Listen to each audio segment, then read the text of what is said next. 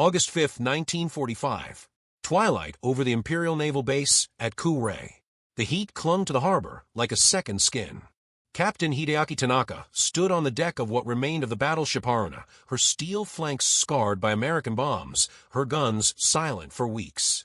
Around him, the air smelled of salt, rust, and something else, something unnameable that had settled over Japan in these final months.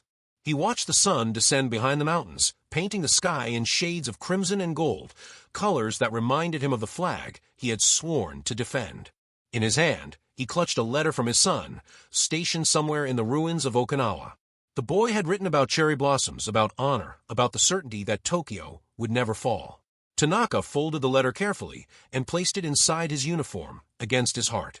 Above him, the last patrol planes circled like dying birds, their engines coughing in the humid air.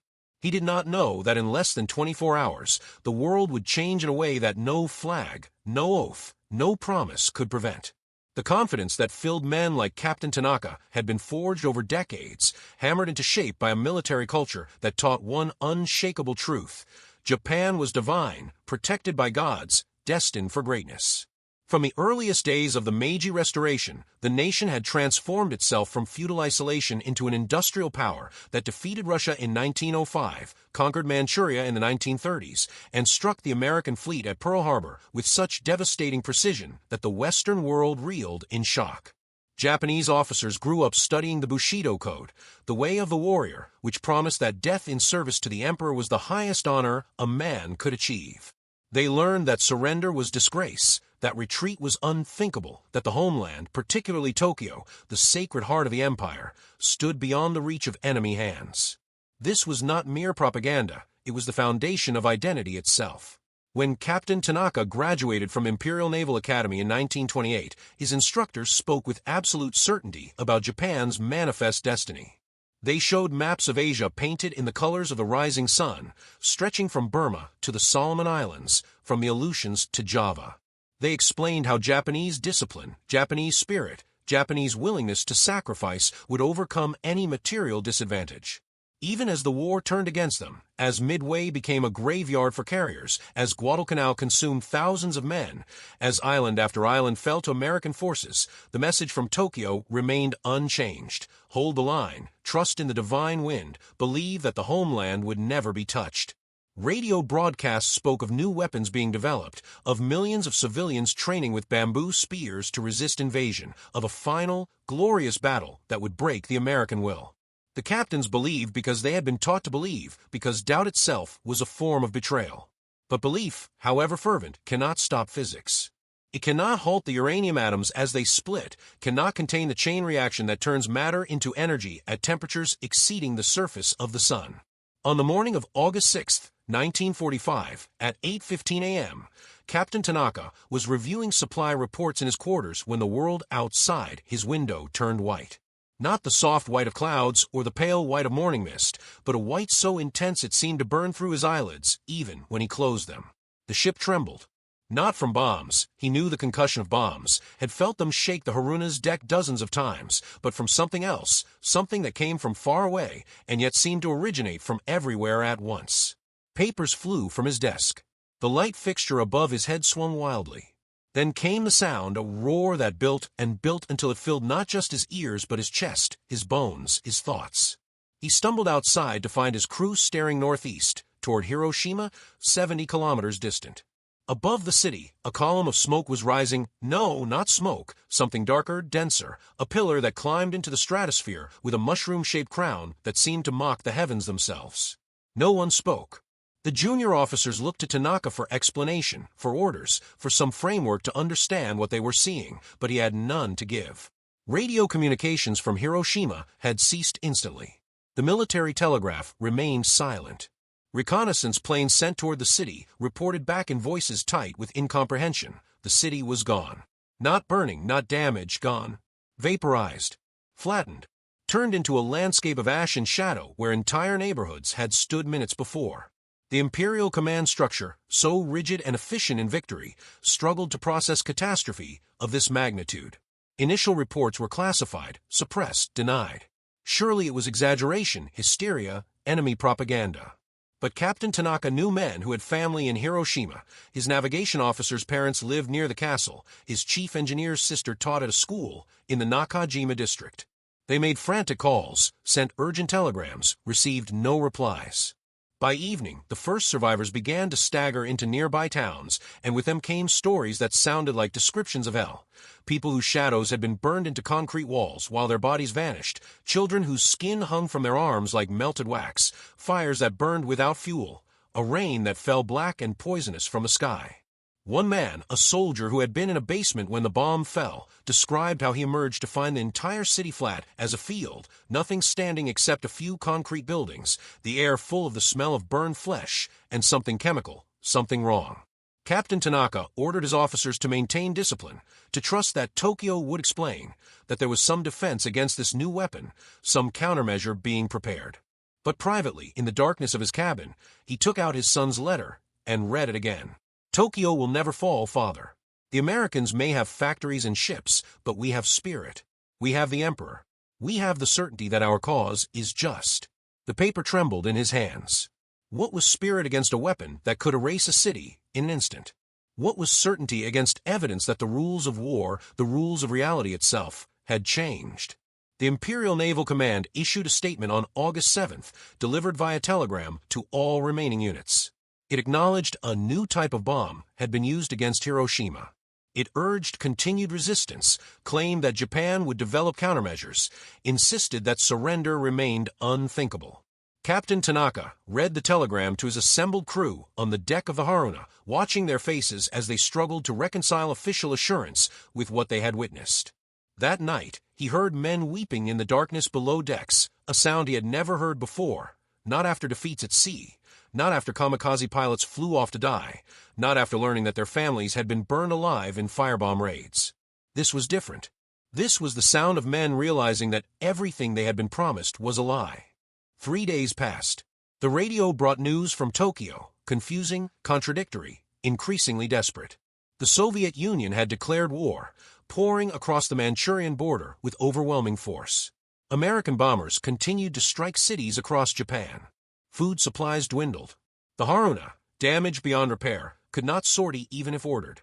Captain Tanaka spent those 3 days in a kind of numb suspension, performing his duties by reflex while his mind circled the impossible question. If Hiroshima could vanish, what else could? What was sacred anymore? What was permanent? On August 9th, at 11:02 a.m., the answer came. Captain Tanaka was walking the deck when the western sky pulsed with that terrible white light again. Nagasaki. Farther away this time, but unmistakable, the same unnatural brightness, the same delayed roar, the same horrific pillar climbing toward space. 2 officers standing near him dropped to their knees, not in prayer, but in something like collapse, as if their bones had simply given up the effort holding them upright. The chief engineer, a man of 50 who had served since before the war began, turned to Tanaka and spoke in a voice stripped of all formality, all military bearing. "Captain, what do we do? How do we fight this?" Tanaka had no answer.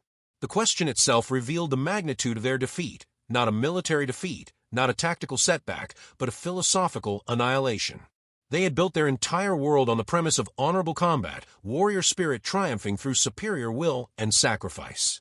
But there was no honor in being erased by physics, no glory in vanishing before you even knew you were under attack. The historical record shows what happened in Tokyo during those 5 days between the bombings. Emperor Hirohito, who had rarely intervened directly in military decisions, convened the Supreme Council for the direction of the war.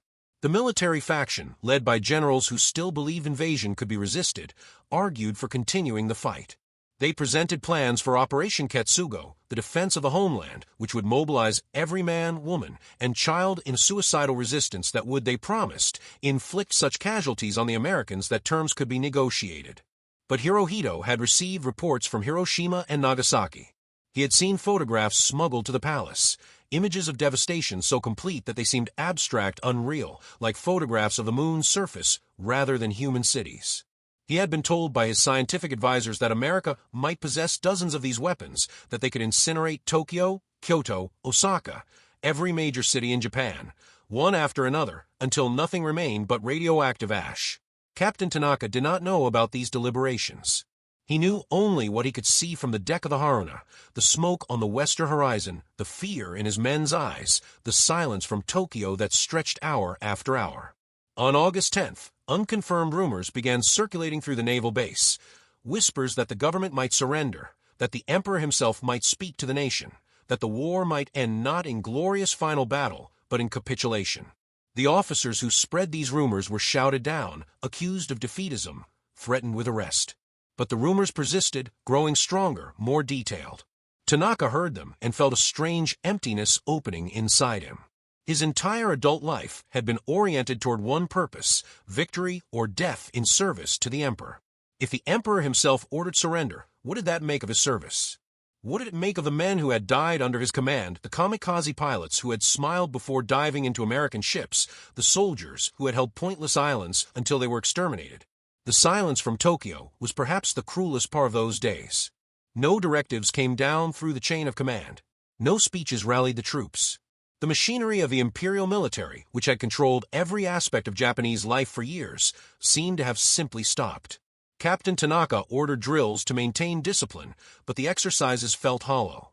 The men went through the motions, but their movements were mechanical, disconnected. At night, some of them gathered in small groups to talk in voices too low to overhear. Tanaka did not stop them. What orders could he give? How could he command belief when he no longer believed himself? On August 12th, a junior officer approached Captain Tanaka with a question that would have been unthinkable a week earlier. "Sir, if the emperor orders us to surrender, what will you do?" The young man's face was anguished, genuinely seeking guidance. Tanaka looked at him for a long moment. In the manual of Bushido, in the traditions of the samurai, surrender meant seppuku, ritual suicide to preserve honor. But what honor remained in a world where cities could be erased in seconds? What tradition applied to a situation without precedent?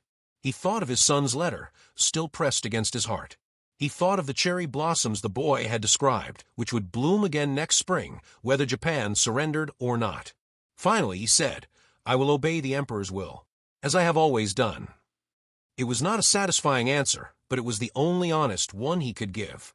The symbolism of silence became overwhelming in those days. The Haruna's guns, which had thundered in battles across the Pacific, stood mute. The radio frequencies that had carried orders and intelligence now broadcast only static. The sky, which had been full of aircraft for years, bombers and fighters and kamikaze planes, was empty except for high-altitude American reconnaissance flights that no one could reach. Even the cicadas, which normally filled Japanese summers with their shrill chorus, seemed quieter, as if the insects themselves sensed something fundamental had shifted. Captain Tanaka found himself listening to that silence, finding in it something more truthful than all the speeches and proclamations of the war years. The silence said, "This is over." The silence said, "Your certainty was an illusion." The silence said, "Tokyo has not fallen to enemy soldiers, but it has fallen nonetheless, fallen into a new reality where spirit cannot stop science, where will cannot overcome physics." On August 15th at noon, the silence broke. Every radio on the base was tuned to the same frequency. Captain Tanaka stood with his crew on the deck, all of them at rigid attention, as Emperor Hirohito's voice, a voice none of them had ever heard before, thin and trembling, speaking in formal court language that was barely comprehensible, announced Japan's acceptance of the Potsdam Declaration. The emperor did not use the word surrender. He spoke instead of enduring the unendurable and suffering what is unsufferable, of accepting terms to preserve the Japanese people from ultimate collapse and obliteration. He mentioned a new and most cruel bomb that gave Japan no choice but to seek peace. The transmission was poor, crackling with static, but the meaning was clear. The war was over. Japan had lost. Those bombings had been terrible, monstrous in their scale, but they had also ended the war, preventing the invasion that would have killed millions more on both sides. What he felt toward America was something more complicated than hate, a mixture of respect, resentment, humiliation, and reluctant admiration for a system that could produce such overwhelming power, while maintaining enough internal freedom to question and criticize itself. "I do not hate," he said finally. "I regret. I regret the young men who died believing promises that could not be kept. I regret the civilians who suffered for decisions they had no voice in making. I regret that my country chose a path that led to such catastrophe. But hate requires believing that another outcome was possible, that we were somehow robbed of victory that was rightfully ours.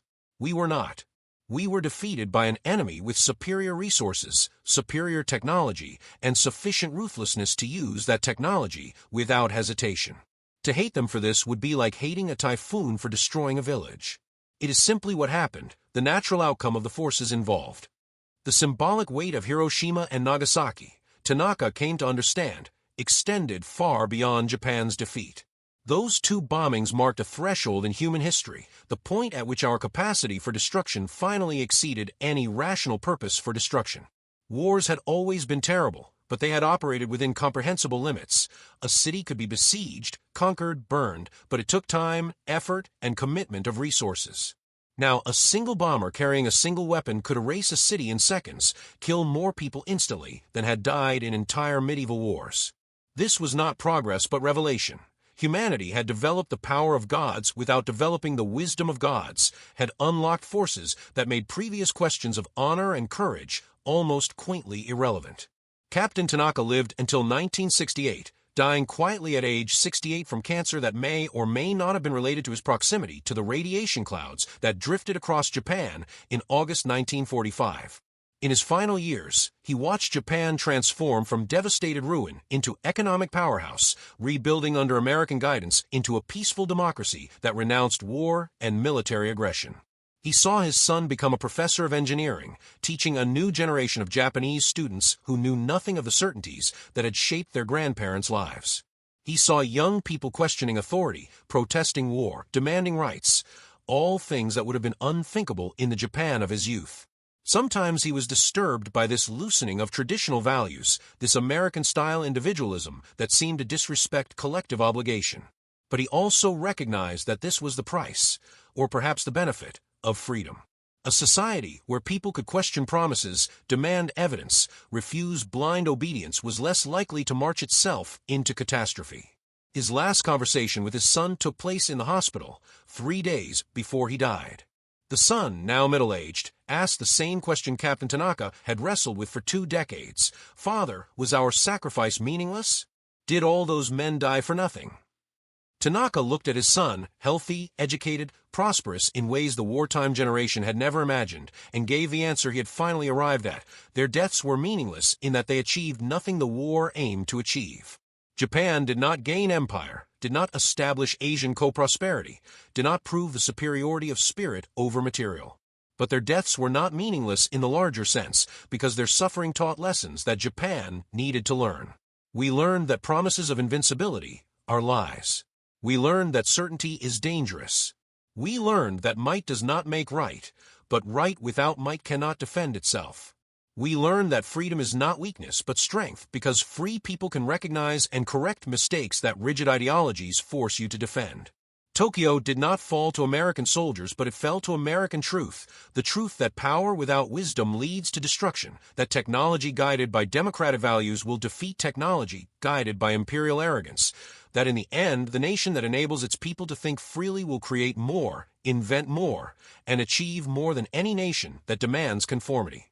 The son wept then, not from sadness, but from relief that his father had found some meaning in the horror, some framework to understand the suffering. Tanaka did not weep. He had done his weeping in the silence after Hiroshima, in those terrible days when every certainty collapsed and he was forced to rebuild his understanding of reality from rubble. He had learned to live in a world without guarantees, where Tokyo could fall despite all promises, where the sacred could be revealed as simply ordinary, where the future was never certain but always contestable. It was a harder world to live in than the one he had been promised as a young officer, but it was more honest, more real, more capable of progress because it acknowledged the possibility of error. In the end, the story of Captain Tanaka and the silence after Hiroshima is a story about the cost of certainty, the danger of promises that seem too absolute to question. The Japanese military leadership had promised that Tokyo would never fall, that the homeland was inviolable, that spirit would triumph over material. They believed their own promises, or at least convinced millions of others to believe them, and in doing so led their nation to catastrophe. The silence that followed Hiroshima was the sound of those promises breaking, the moment when reality reasserted itself against illusion, when the laws of physics proved stronger than the force of will. That silence carried a message more profound than any speech or proclamation. that the world operates by rules that do not care about our beliefs, that power without wisdom leads to ruin, that the greatest victories are often won not by those who fight with the most courage, but by those who build with the most intelligence, who create with the most freedom, who question with the most honesty. Tokyo did not fall to an invading army. It fell to a new reality, one in which American abundance, American science, American industrial capacity had produced weapons that rendered Japanese courage and sacrifice irrelevant. But more than that, it fell to an idea, the idea that societies allowing debate, dissent, and constant questioning of authority would, in the long run, outperform societies demanding conformity and blind obedience. This was the deeper truth hidden in the mushroom clouds over Hiroshima and Nagasaki. Not that might makes right, but that freedom makes might, that the nations which empower their citizens to think and create and challenge will inevitably surpass the nations that merely demand their citizens to obey and sacrifice and die. Captain Tanaka learned this truth in the hardest way possible, by seeing his world destroyed and rebuilt according to principles he had been taught to despise. That he came to accept and even appreciate those principles, that he found meaning in Japan's defeat and wisdom in its transformation, stands as testimony to the resilience of human understanding, the capacity to learn even from catastrophe, the possibility of finding truth even in the silence after the bombs have fallen and all the promises have proven false.